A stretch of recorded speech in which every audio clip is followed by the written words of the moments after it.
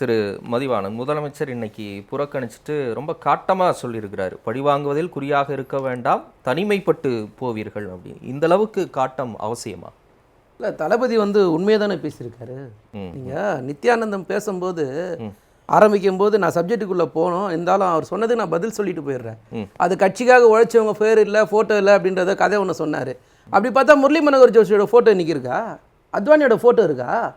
அதெல்லாம் அவர் பேசிட்டு யோசிச்சுட்டு பேசினாரு, அது நல்லா இருக்கும். அதனால நான் இப்போ சப்ஜெக்டுக்குள்ளே வந்துடுறேன். அதாவது தளபதி சொல்றாருன்னு. அண்ணா அமைதியா இருங்கண்ணா, நீங்க பேசும்போது அமைதியா இருங்க, நீங்க ஒன்றும் பேச அமைதியா இருங்க. நன்றி சொல்றாரு. சரி, ஓகே. அதாவது பேசும்போது ஒரு பட்ஜெட் யாருக்காக வாசிக்கிறீங்க? 140 கோடி மக்களுக்கும் வாசிக்கணும். உங்களுக்கு வேண்டப்பட்டவங்க உங்க ஆட்சிக்கு முட்டு கொடுக்குறவங்களுக்காக நீங்க பட்ஜெட் போடக்கூடாது. இதான் யதார்த்தமான உண்மை.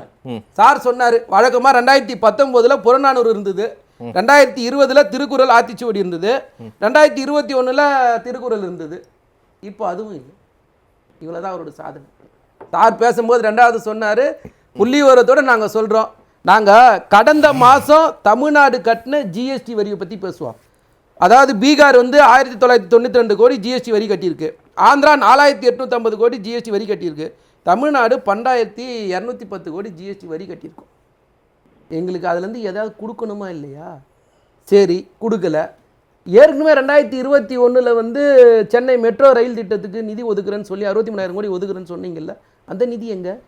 அதை எப்போ கொடுப்பீங்க? எங்களுக்கு அதுக்கு வருஷத்துக்கு 12,000 கோடி எங்களுக்கு செலவாகுது இல்லை, அதை எப்படி நாங்கள் செலவு பண்ணுறது? நீங்கள் பிரதமர் வீடு கட்டு திட்டம்னு ஒன்று பேசுகிறீங்க, இத்தனை கோடி பேருக்கு வீடு கட்டணும்னு சொல்கிறீங்க. உங்களோட ஃபண்டு எவ்வளோ? அதில் நகர்ப்புறத்தில் வெறும் 1.5 லட்ச ரூபாய் நீங்கள் கொடுக்குறீங்க, நாங்கள் எவ்வளோ கொடுக்குறோம்? 7.5 லட்ச ரூபாய் மாநில அரசாங்கம் கொடுக்குது. இதில் நீங்கள் அதில் பேசுறது இல்லாமல் ரெவன்யூ டிபார்ட்மெண்ட்டில் வரி குறைக்கணும் அப்படின்னு அவங்க பேசுகிறாங்க, அம்மையார் அவர்கள். சரி, குறைச்சா அதில் வர இழப்பீடு யார் கொடுக்கறது? எப்படி ஒரு அரசாங்கத்தை நடத்துறது? நீங்கள் வந்தவொடனே கார்பரேட்டுக்கு 40% டேக்ஸை 34% குறைக்கிறீங்கல்ல, அதை எப்படி குறைக்கிறீங்க? உங்களுக்கு கார்பரேட் கொடுக்கறதுக்குன்னா பணம் எங்கேருந்து வருதுன்னு தெரியல, ஏழைகளுக்கு கொடுங்கன்னா மட்டும் உங்களுக்கு பணமே வர மாட்டுது. உர மானியம் 2022 251 கோடி, 2023 189 கோடி, 2024 இந்த பட்ஜெட்டில் 164 கோடி உர மானியத்துக்கு குறைச்சின்னு தானே இருக்கீங்க. சரி, உணவு மானியம் 2022-23 272 கோடி, 2023-24 212 கோடி, இப்போ எவ்வளோ போட்டிருக்கீங்க? 205 கோடி கொடுத்துருக்கீங்க. அப்போ உரத்தை குறைச்சிருவீங்க, உர மானியத்தை குறைச்சிருவீங்க, உணவை குறைச்சிருவீங்க. விவசாயத்துக்கு பட்ஜெட் போன வாடி 2019 போட்டதுக்கு இதுக்கு எவ்வளோ? மொத்த பட்ஜெட்டில் 3.3% இப்போ போட்டிருக்கீங்க. அப்போ எவ்வளோ இருந்தது? 5.15% இருந்தது. அப்போ எவ்வளோ குறைச்சிருக்கீங்க விவசாயத்தில்? ரயில்வே துறையை பற்றி எங்கேயாவது ஒரு இடத்துல பேசுனீங்களா? சரி, ஒரே ஒரு இடத்துல பேசல அப்படிங்கிறதுக்காக அது அந்த திட்டத்துக்கான நிதி ஒதுக்கீடு இல்லாம போகாது அப்படி நீங்க ரயில்வே கேட்குறீங்கல்ல, தமிழ்நாட்டுக்கு இல்லைங்கிறீங்கல்ல. இன்னைக்கு சாயங்காலம் அஸ்வினி வைஷ்ணவ் ரயில்வே துறை அமைச்சர் என்ன சொல்றாருன்னா, தமிழகத்தில் ரயில்வே திட்டங்களுக்கு 6,362 கோடியை நாங்கள் ஒதுக்கி இருக்கிறோம். ஏற்கனவே கடந்த 2009-14 ஆண்டு வரை காங்கிரஸ் ஐக்கிய முற்போக்கு கூட்டணி ஆட்சி காலத்தில் தமிழகத்துக்கு ஒதுக்கப்பட்ட நிதியை விட இது 7 மடங்கு அதிகம், இன்னும் 8,000 கோடி கூட கொடுக்கறதுக்கு நாங்கள் தயாராக இருக்கிறோம் அப்படின்னு அவர் நிறைய விஷயங்களை பட்டியலிட்டு பேசுறாரு. அப்போ பட்ஜெட்டில் அறிவிக்கலை அப்படின்னா ஒன்றும் செய்ய மாட்டாங்கன்னு அர்த்தம் இல்லை, தனியாக நாங்கள் செஞ்சுக்கிட்டே இருப்போங்கிறது தான் அவர் கொடுக்கக்கூடிய விஷயம். என்ன பண்ணுறீங்க? எல்லாருக்கும் பிடிஎஃப் போட்டு வீட்டில் கொடுத்துருங்க. எதுக்கு பட்ஜெட் உரை வாசிப்புன்னு ஒரு டைம் வேஸ்ட் பண்ணுறீங்க எல்லாரையும்? சிம்பிளா முடிஞ்சு போச்சு. படிக்க முடியும். ஒரு நிதின்றது வழக்கமா எப்படி இருந்தோ அது மாதிரி தான் நீங்க பண்ணணும். புதுசா இதுல நிதி இல்ல, இதை நாங்க சொல்லல, அப்புறம் எதுக்கு ஆந்திராக்கு கொடுக்குறேன்னு வெளிப்படையா சொல்றீங்க? தமிழ்நாடு பேர் இல்லன்றீங்கல்ல, நான் ஒரு கேள்விதான் கேட்கிறேன். அப்ப ஆந்திரா கொடுக்குறேன்னு எதுக்கு ஆந்திரா பேரை சொல்றீங்க? பீகார் கொடுக்குறேன்னு சொல்லிட்டு எதுக்கு பீகார் பேரை சொல்றீங்க? பீகார் ஒரு நிமிஷம் நான் ஒரே சொல்லிடுறேன். பீகாருக்கு 26,000 கோடி நிதி ஒதுக்குறீங்க. நீங்க சாலை மேம்பாட்டு திட்டங்களுக்கு கொடுத்துறீங்க, மின் உற்பத்திக்கு 26,400 கோடி கொடுக்குறீங்க, புதிய விமான நிலையங்கள் கொடுக்குறீங்க, மருத்துவ கல்லூரி கொடுக்குறீங்க, விளையாட்டு உட்கட்டமைப்பு நாங்க அமைப்புன்னு சொல்லி பட்ஜெட்ல சொல்றீங்க. அதே மாதிரி தமிழ்நாட்டுக்கு சொல்லிட்டு போங்கன்ற என்ன விஷயம்? நீங்க பொதுவெளியில சந்திரபாபு நாயுடுக்கும் நிதிஷ்குமாருக்கும் உண்மையா இருக்கிறீங்க. ஐயா, நீங்க எனக்கு சப்போர்ட் பண்ணுங்க, உங்களுக்காக வெளிப்படையா நான் சொல்லிட்டேன், நீங்க பாட்டு எதையாவது பண்ணிட்டு போயிடாதீங்கன்ற பயத்தை காட்டுறது, வேற ஒண்ணும் கிடையாது. ரைட், நீங்க அநீதின்னு சொல்றீங்கல்ல. உங்களுக்கு எதிர்கேள்வி கேட்குறாங்க. 2004-14 வரை 10 ஆண்டு கூட்டணியில் இருந்தபோது அந்த நிதிநிலை அறிக்கையில் 6 ஆண்டுகள் தமிழ்நாடு அப்படிங்கிற பேரே இல்லை. அதை எதிர்த்து என்னைக்காவது திமுக கேள்வி கேட்டிருக்கு ஐக்கிய முற்போக்கு கூட்டணியிலன்னு கேட்குறாங்க. இன்னைக்கு தமிழ்நாடுங்கிற பேர் இல்லை, நித்தி ஆயோக் கூட்டத்தை நான் புறக்கணிக்கிறேன் முதலமைச்சர் சொல்றாரு உணர்வுகளை பிரதிபலிக்கும் விதமா. அப்போ 10 வருஷம் நீங்க கூட்டணியில் இருக்கும்போது 6 பட்ஜெட்ல தமிழ்நாடுங்கிற பேர் இல்லையே, அப்போ எத்தனை முறை எதிர்ப்பு குரல் கொடுத்தீங்கன்னு கேட்குறாங்க. இப்போ நான் என்ன கேட்குறேன்னா, மோடி ஆட்சி செய்த மாதிரி தான் பழைய வரலாறு ஆட்சி இருக்கா? மோடியோட ஆட்சியில் தானேங்க பிரச்சனையே எல்லாமே. நீங்க மோடி எப்படி நடந்துக்கிறாருன்றதை பொறுத்து தான் நாங்க இன்னைக்கு பேசுறோம். நான் தேர்தலுக்கு 9 முறை இங்க வந்தார், வந்து பிரச்சாரம் பண்ணாரு, ஓட்டு கேட்டார்.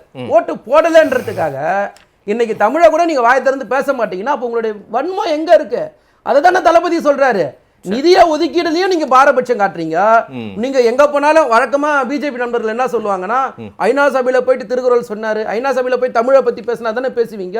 இன்னைக்கு நாடாளுமன்றத்துல நீங்க பேச தயாரா இல்லையே. நாங்க என்ன கேட்கறோம்னா, பேரிடர் நிவாரண நிதி கேட்டோம்ல, அதுக்கு இன்னைக்கு 11,500 கோடி பேரிடர் நிவாரண நிதியா பீகார், அஸ்ஸாம், உத்தரகாண்ட், இமாச்சல பிரதேசம் ஒதுக்குறீங்க. தமிழ்நாட்டுக்கு எவ்வளவு ஒதுக்குனீங்க? 2 வெள்ளம் 1 வருஷம் கூட முடியல. இன்னும் நாங்க கேட்டது 37,906 கோடி, நீங்க கொடுத்தது 276 கோடி. அது வழக்கமா கொடுக்க வேண்டிய காசு. அது எத்தனை சதவீதம்? 0.7% தான் அது நீங்க கொடுத்துருக்கீங்க. அப்போ நிதிஷ்குமாருக்கும் சந்திரபாபு நாயுடுக்கும் பயந்து தான் ஆட்சி செய்றீங்களே தவிர இந்த 140 கோடி மக்களுக்கு சரி. ஒரே நிமிஷம் சொல்லிடுறேன், ஒரு லைன் தான். நீங்க தமிழ்நாடு மட்டும் இல்ல, கேரளா, கர்நாடகா, மேற்கு வங்கம், பஞ்சாப், மகாராஷ்டிரா, எந்த மாநிலத்துக்கு உங்களுக்கு ஓட்டு விழன்றதுக்கு எங்கெங்கெல்லாம் நீங்க கை வச்சிருக்கீங்க இந்த மாநிலத்தோட பட்டியல் நீங்க கொடுத்தீங்கன்னா நான் மொத்தமா இந்த 1 மணி நேரம் ஷோவை நானே எடுத்துப்பேன். சரி, அவ்வளவு வேலை பண்ணி வச்சிருக்கீங்க பட்ஜெட்ல. ஆந்திரால யாராச்சு? ஆந்திரால யாருடைய ஆட்சி? உங்க கூட்டணி ஆட்சி. உங்க ஆள் மந்திரியா இருக்காருங்க அங்க, அதுதானே கொடுக்குறீங்க.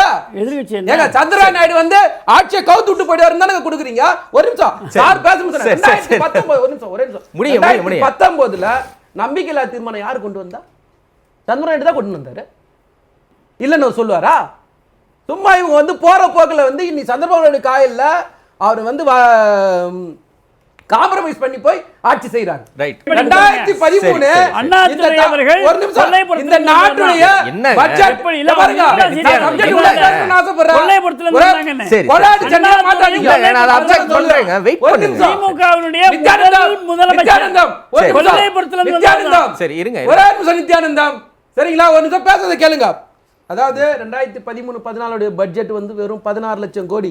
16 லட்சம் கோடியில சென்னை மெட்ரோ ரயில் திட்டம், சேது சமுத்திர திட்டம், தமிழுக்கு செம்மொழி அந்தஸ்து, திருவாரூர் மத்திய பல்கலைக்கழகம், ஒகேனக்கல் கூட்டு குடிநீர் திட்டம், சேலம் புதிய ரயில்வே கோட்டம், தாம்பரம் தேசிய சித்த மருத்துவம். ஒரு நிமிஷம் வரதராஜன் பேசுறதே கேளுங்க, சப்ஜெக்ட் இருந்தா பேசுங்க, இல்லையா அமைதியா உட்காருங்க.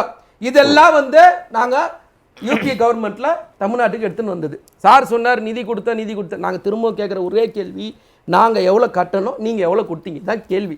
பீகார் எவ்வளவு கட்டுது, திரும்பி எவ்வளவு கொடுக்குறீங்க? உத்தரப்பிரதேசம் எவ்வளவு கட்டுது, திருப்பி எவ்வளவு? ஒரே ஒரு கேள்வி, உங்களுக்கான சப்ஜெக்ட்ல தான் நானும் கேட்கிறேன். ஒண்ணு இல்ல, இன்னைக்கு வந்து இந்த ஆட்சியை காப்பாற்றுவதற்காக நிதிஷ்குமாரும் சந்திரபாபு நாயுடு இருக்கிறாங்க, அதனால அவங்க 2 ஸ்டேட்டுக்கும் கூட கொடுக்குறாங்கன்றாங்கல்ல. இதே ஐக்கிய முற்போக்கு கூட்டணியில் 2004 to 2009 காலகட்டத்தில் தமிழ்நாட்டிலேருந்து 13 மினிஸ்டர் இருந்தாங்க, 6 கேபினெட், 7 இணையமைச்சர்கள் இருந்தாங்க. அப்போ முக்கியமான போர்ட்ஃபோலியோஸ் இருந்துச்சு. அப்போ தமிழ்நாடு ஆதரவு கொடுத்து தான், இந்த 40 MP ஆதரவு கொடுத்து தான் அப்போ ஐக்கிய முற்போக்கு கூட்டணி ஆட்சி நடந்தது. அப்போ தமிழ்நாட்டுக்கு கூடுதல் முக்கியத்துவம் இருந்துச்சு அப்படின்னு மற்ற ஸ்டேட் அப்போ கேட்கல, நம்மளும் கூடுதல் முக்கியத்துவத்தை எடுத்துக்கிட்டோம் அப்படின்னு நம்ம பாரபட்சமாக பேசலை. இன்னைக்கு மட்டும் அந்த நிலையே எடுக்கிறோம். இப்போ காங்கிரஸாக இருந்தாலும் அதே நிலை எடுக்குது, பிஜேபியாக இருந்தாலும் அதே நிலை எடுக்குதுன்னா எப்படி நீங்கள் விமர்சிக்க முடியும்? என்ன தார்மீகம் இருக்குது? நான் இதுக்கு முதல் சுற்றில் ஒரு பதில் சொன்னேன். என்னன்னா, இந்த நாட்டை யார் வழி நடத்துறா, இந்த நாட்டுடைய பிரதமர் யாருன்றது முக்கியமான பிரச்சனை. நீங்களே அது சொன்னீங்க. பலாவர நீர்ப்பாசன திட்டத்தை இதே மோடி 2019 தேர்தல் பிரச்சாரத்தில் அதை ஏடிஎம் மிஷின் மாதிரி பயன்படுத்துறாரு, அதுல ஊழல் செய்யறாருன்னு சொன்னது யாரு? இந்த மோடி தானே. இன்னைக்கு அதுக்கு நிதி ஒதுக்குறேன்னு பேசுறாரு. விசாகப்பட்டினம் சென்னை ரயில்வே திட்டத்துக்கு நிதி ஒதுக்குறேன்னு பேசுறாரு. ராயலசீமா பிரகாசம் வடக்கு கடலோர ஆந்திராவுக்கு நிதி கொடுக்குறேன்னு பேசுறாரு. அரசியல். ஒரு நிமிஷம் வரதராஜன், ஒரு நிமிஷம் நீங்க சப்ஜெக்ட வெளியில போக முடிவு பண்ணீங்க. ஒரு நிமிஷம் அதான் உங்ககிட்ட தாங்க கேக்குறேன். சரி வரதராஜன், ஒரு நிமிஷம் சப்ஜெக்ட் மக்களுக்கு போணும். வரதராஜன், நீங்க ஃபுல்லா உங்க கருத்தை பதிவு பண்ணிட்டீங்க. பரப்புரை போகணும்னு சொல்லுங்க. வெறும் 5 மருத்துவமனைகள் தான் தமிழ்நாட்டுல திமுக வந்துச்சு. சரி, பாஜக கடந்த இந்த எய்ம்ஸ் மருத்துவ கல்லூரி எங்கங்க? சரிங்க, சரிங்க, நன்றிங்க, நன்றிங்க. முடிய நேரம் எய்ம்ஸ் மருத்துவ கல்லூரியை பத்தி பேசுறீங்கல்ல, எங்க நிதி? மத்த எய்ம்ஸ் கல்லூரியில யார் நிதி கொடுக்குறா? நாங்க போய் லோன் வாங்கி கட்டணும். ஒரே நிமிஷம், எங்க திட்டத்தை, நான் முதல்வன் திட்டத்தை காப்பி அடிச்சு இன்னைக்கு நீங்க என்ன பேசுறீங்க, 1 கோடி இளைஞருக்கு பயிற்சி திட்டம் கொடுப்பேன்னு சொல்லி பேசுறீங்க. அது யாரோட திட்டம்? சரி. நாங்க நான் முதல்வன். ஒரே நிமிஷம், அதே மாதிரி காங்கிரஸ் உடைய எலெக்ஷன் மேனிஃபெஸ்டோவை சரியா படிக்காம அவங்க சொன்ன அந்த ஏஜல் வரி ரத்து வந்து இன்னைக்கு காப்பி அடிச்சு பேசுறீங்க. இப்போ எங்க இருக்கு பிரச்சனைனா, ஆனா விமர்சிக்கிறோம். நித்யானந்தம், ஒரு நிமிஷம் நித்யானந்தம். இல்லங்க, எனக்கு நேரம் இல்ல. முடியும். என்ன பேச விட மாட்டாங்க பாருங்க. தெளிவா சொல்றேன். நித்யானந்தம் ஒரு நிமிஷம். அதாவது காப்பி அடிக்க தெரியல, மக்களோட வலி தெரியல, மக்களுடைய வேதனை என்னன்னு தெரியல, விலைவாசி பத்தி கவலைப்படல, வேலை இழந்ததை பத்தி கவலைப்படல, எதை பத்தியும் கவலைப்படாம Right. நன்றி. தன்னோட ஆட்சி 5 வருஷம் நீடிக்கணும்ன்றதுக்காக அந்த 2 பேருக்கும் ஹார்லிக்ஸ், பூஸ்ட், போட்டு எல்லாம் கொடுக்குறாரு. ரைட்.